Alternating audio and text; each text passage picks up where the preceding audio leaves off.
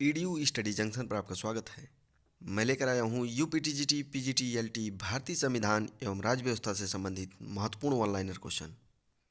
पहला क्वेश्चन है, लोकसभा में अनुसूचित जातियों और अनुसूचित जनजातियों के लिए स्थानों के आरक्षण का प्रावधान किया गया है अनुच्छेद 330 में। दूसरा, किस अनुच्छेद के तहत लोकसभा में आंग्ल भारतीय समुदाय के प्रतिनिधित्व का उल्लेख हुआ है अनुच्छेद 331 में।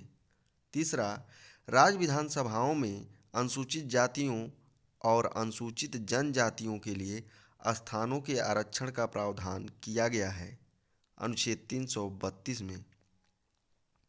चौथा, किस अनुच्छेद के तहत राज्यों की विधानसभाओं में आंग्ल भारतीय समुदाय का प्रतिनिधित्व दिया गया है अनुच्छेद 333 में। पांचवां, राष्ट्रीय अनुसूचित जाति आयोग के गठन का उल्लेख किस अनुच्छेद में दिया गया है अनुच्छेद 338 में। छठा, राष्ट्रीय अनुसूचित जनजाति आयोग गठित करने संबंधी प्रावधान दिया गया है अनुच्छेद 338 क में।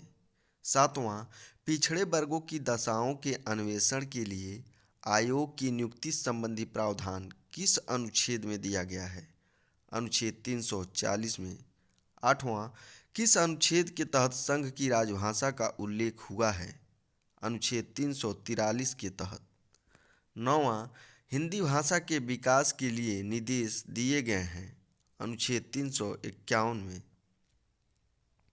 दसवां, संविधान में संशोधन करने का उल्लेख किस अनुच्छेद में दिया गया है अनुच्छेद 368 में। 11वां, किस अनुच्छेद के अनुसार सर्वोच्च न्यायालय एक अभिलेख न्यायालय है अनुच्छेद 129 के अनुसार। 12वां, राज्यों में विधान परिषदों की रचना या उनकी समाप्ति विधानसभा द्वारा बहुमत से पारित प्रस्ताव तथा संसद द्वारा इसकी स्वीकृति से संभव है। उल्लेख हुआ है इसका अनुच्छेद 169 में। 13वां, किस अनुच्छेद के तहत राज्यपाल अध्यादेश जारी कर सकता है अनुच्छेद 213 के तहत। 14वां, अंतर्राज्य परिषद की स्थापना का उल्लेख हुआ है अनुच्छेद 263 में। नेक्स्ट क्वेश्चन, राष्ट्रीय आपात की घोषणा किस अनुच्छेद के तहत किया जाता है अनुच्छेद 352 के तहत। 16वां, राज्यों में राष्ट्रपति शासन किस अनुच्छेद के द्वारा लगाया जाता है अनुच्छेद 356 के द्वारा। 17वां, वित्तीय आपात की घोषणा किस अनुच्छेद के तहत की जाती है अनुच्छेद 360 के तहत।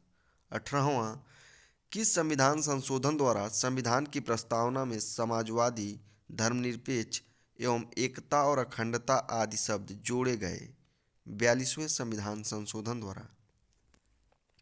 19वां, त्रिशंकु संसद कहा जाता है जब आम चुनाव में किसी राजनीतिक दल को स्पष्ट बहुमत ना मिले।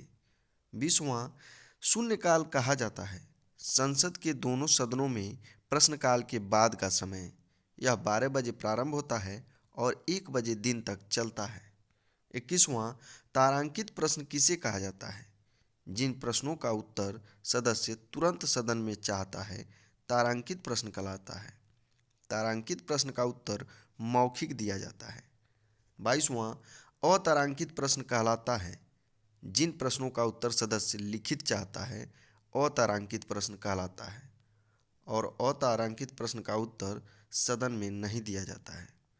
23वां, बजट सत्र प्रारंभ होता है फरवरी के दूसरे या तीसरे सप्ताह के सोमवार को आरंभ होता है। 24वां, स्थगन प्रस्ताव पेश करने का मुख्य उद्देश्य होता है किसी अविलंबनीय लोक महत्व के मामले की ओर सदन का ध्यान आकर्षित करना। 25वां, राष्ट्रीय दल का दर्जा प्राप्त करने के लिए आवश्यक शर्तें हैं। पहला, लोकसभा आम चुनाव अथवा राज्य विधानसभा चुनाव में किन्हीं 4 अथवा अधिक राज्यों में कुल डाले गए वैध मतों का 6% प्राप्त करना।